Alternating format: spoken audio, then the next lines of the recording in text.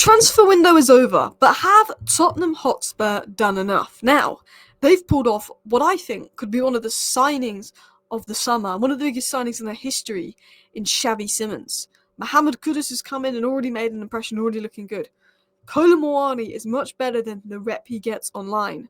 Palhinha, solid number 6, going to stabilise you on loan. Kolo Muani on loan, so it's not costing you big fees. And of course, Kolo Muani, again, probably coming in more so for depth. But you know what? I think there's a bit more to Tottenham's transfer window than what is being spoken about. Now, I think that Thomas Frank is one player short, and I think Tottenham are one left winger short. I think Xavi Simons is coming in as a 10, Kudus coming on the right, Kolo Muani for me as a striker. I do think Tottenham are a Semenyo short. Other than that, I think it's a very good window. I think they're that one player short. But I think there's a reason behind that nobody's really noticing or talking about that I'm going to touch upon in a minute. But first of all, let's just give a general overview to Tottenham's window, because not just that. Obviously, Vuskovic has come in technically. I think he's gone out on loan. Did he go out on loan on the end? It's been so hectic the last few days. I didn't even check if he went out on loan in the end, so please let me know.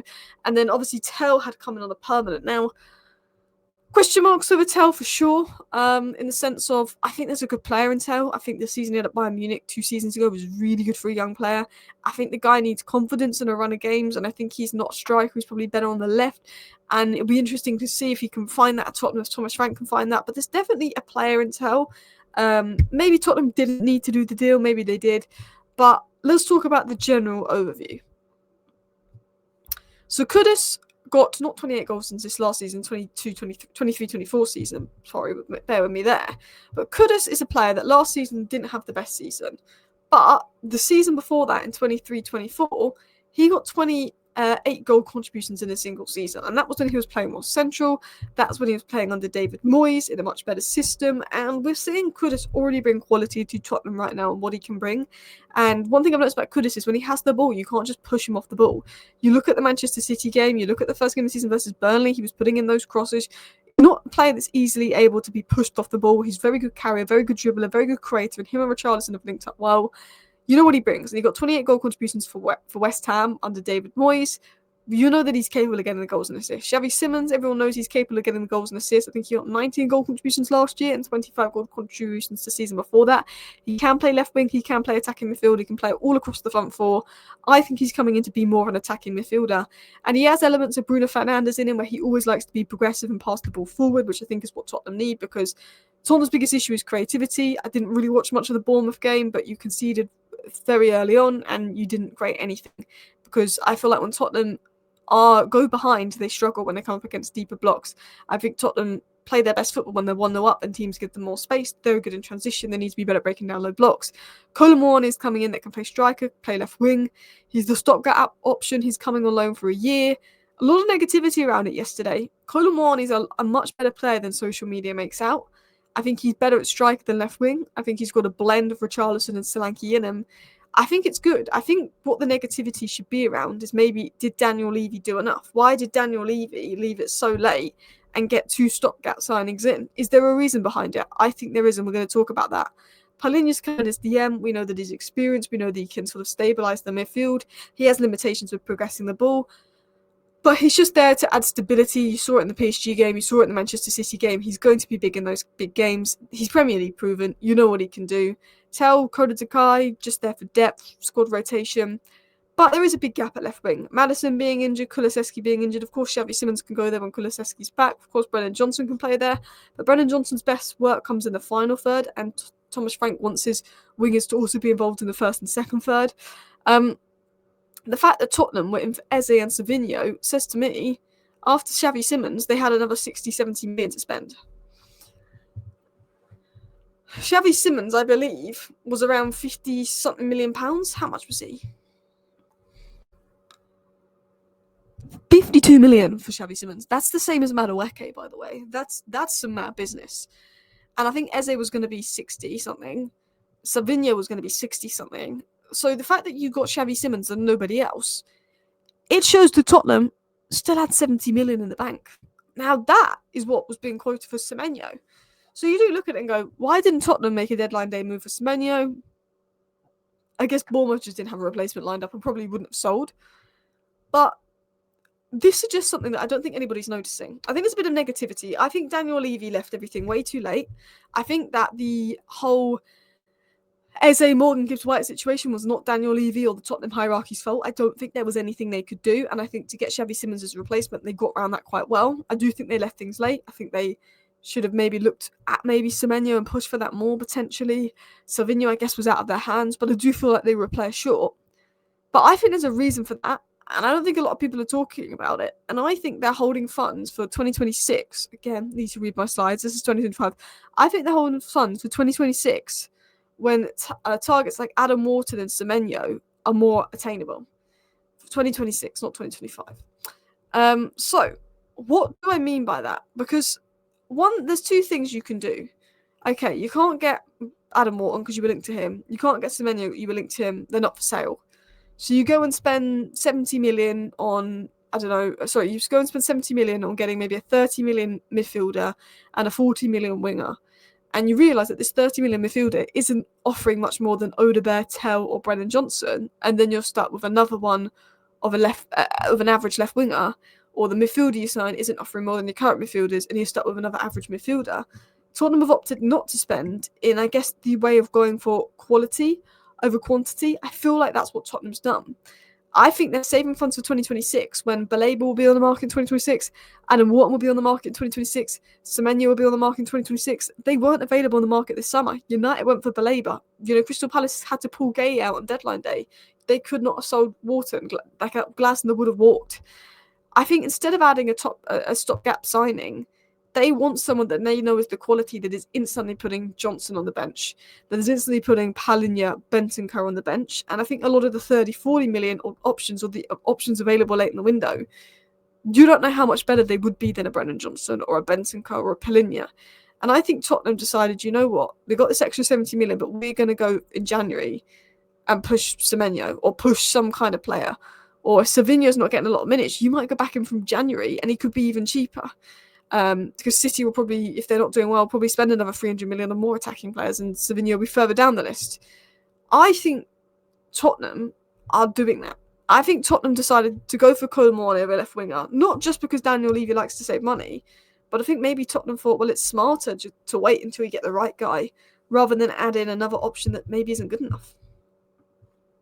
Look, maybe that's my opinion. Maybe I'm wrong. Because I do think Thomas Frank should have got one more signing in the door. And I do think he's been let down a little bit by the hierarchy. And I think Thomas Frank is a good manager that's improved you defensively. And he needs more quality in attack with Kulusevski, with Maddison injured. But I do think maybe there's a reason behind that. It's patient, it's planning. Because I think the reason Man United didn't get a midfielder this summer, even though we desperately need one, and I think it's a disgrace we didn't get one, is because we're making sure we got the funds for Baleba next year. So let's talk about Tottenham's actual signings, why they're good, what they'll bring, and their actual window. So first of all, Xavi Simons. He can play as a number 10, he can play as a left winger, he can play as a striker, second striker, centre forward, right wing if you needed him to, but he is a left wing /10. He's a left 10. He's a 10 that likes to get into the left half space. And in 23-24 season, he got 25 goal contributions in all competitions. He's 22 years of age, he's got elite output, he's got a higher ceiling than the likes of Eze Morgan Gibbs White, but obviously he's not Prem proven. He's a good ball carrier, he's good in tight spaces, and he's able to break lines of his passing.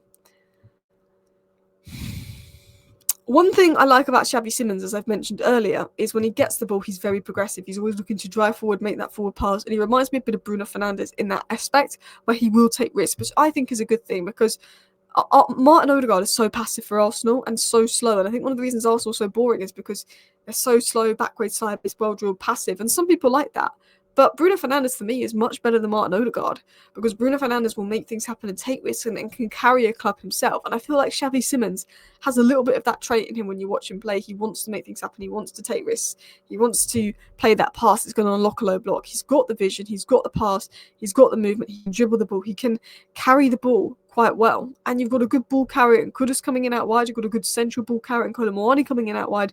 And you've got a good progressive player in Xavi Simons coming in, which is good for Thomas Frank's style of play of moving quickly in attack, transition, but also good for Tottenham in the sense of it brings a bit of chaos and unpredictability. People are going to get the ball up the pitch quicker when maybe the opposition's defence is a bit more out of place. Kudus, I think, is an unbelievable signing. Again, in 23-24, he got 28 goal contributions in his best role. He's a proven match winner for West Ham. He's the type of player that can do something that will literally get you off your seat and applaud. He can play across the front line, but again, he's better on the right wing. But he is one of the best dribblers in football. He's an elite 1v1 threat. He's much harder working than he gets credit for. He's a good presser, but he has the ability to create or score from nothing. So does Xavi Simons. And I think if Tottenham want to win games and they want to break down low blocks and they want a little bit more spark in the attacking third because they need that, they need players that can come and create something out of nothing. And he can do that. I also do want to apologise that I badly that whenever I record in this soundproof box when I'm on the move, it makes me look like I'm really ill and like had no sleep, and it is literally the lighting in here. I will clarify because I am looking at my camera and it's doing me dirty right now. But continuing on, Xavi Simons behind him, linking up while he's making runs. Kudus and Xavi Simons are going to link well together. They're going to do well together. Spurs have finally got players that can create something out of nothing. Xavi Simons, Kudus, get you off your feet. Special players. And this is what I notes on sort of what they would bring to Tottenham. Look, we know under Thomas Frank, Tottenham have looked better defensively, and they could just run through the midfield and Van der Ven and Romero would have a crazy amount to do, whereas I think Tottenham look more defensively stable, they're harder to break down. But Tottenham are struggling to break down low blocks because while Thomas Frank has improved Tottenham a lot out of possession, he needs individual quality in attack. He can only coach so far, and Tottenham lack that individual quality in attack.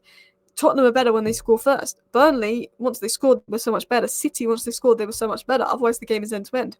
Bournemouth scored first early on, and Tottenham did nothing. The attack looks flat when chasing games, and Tottenham need to be consistently more creative in the final third. You look at Maddison, Kulusevski, they're huge injuries, and when they're back, that'll be a big boost. But Tottenham are lacking that creative hub. The defence is better, the midfield is better, the structure is there, the intensity of the ball is there. Thomas Frank has, fixed 2 out of 3 of Tottenham, but the third bit is creativity. And he's got Xavi Simons and Kudus in, which are 2 of the 3 signings he needs. Kolo Muani is a mixture of Richarlison and Solanke. I did a video on Kolo Muani yesterday, so feel free to go check that out. He's an option that can play on the left wing, but I think is coming in at striker. And I think Kolo Muani is a very good central ball carrier, can link up play, has the ability to drift wide. Kolo Muani got 37 goal contributions in 46 games at Frankfurt 2 seasons ago. You've got Kolo Muani, you've got Xavi Simons, you've got Kudus. I think there's quality attackers there. And maybe that'll be enough to take Thomas Frank where he needs to go. Because I think he's a good manager. It's going to improve you a lot defensively, improve your stability a lot. But he needs that individual quality in attack to win games. Anyway, I think all in all, Tottenham's transfer window probably gets a 6.5 from me. Can't give it higher because of how late everything was done. And I think you're lacking one more attacking player. But I actually think to sign Simmons and Kudus for just over 100 million is unbelievable business. I think, Kolo Muani is a better signing that gets credit for. Palhinha is coming in there, and Palhinha and Kolo Muani are also loan deals, so they're not. I think you're going to have a lot of money to spend next year. So maybe I give it a 7. Maybe I give the window a 7. I think that it wasn't Tottenham's fault how Morgan Gibbs White and Eze dragged on. But yeah, let me know your thoughts down below. Thank you for watching. Bye.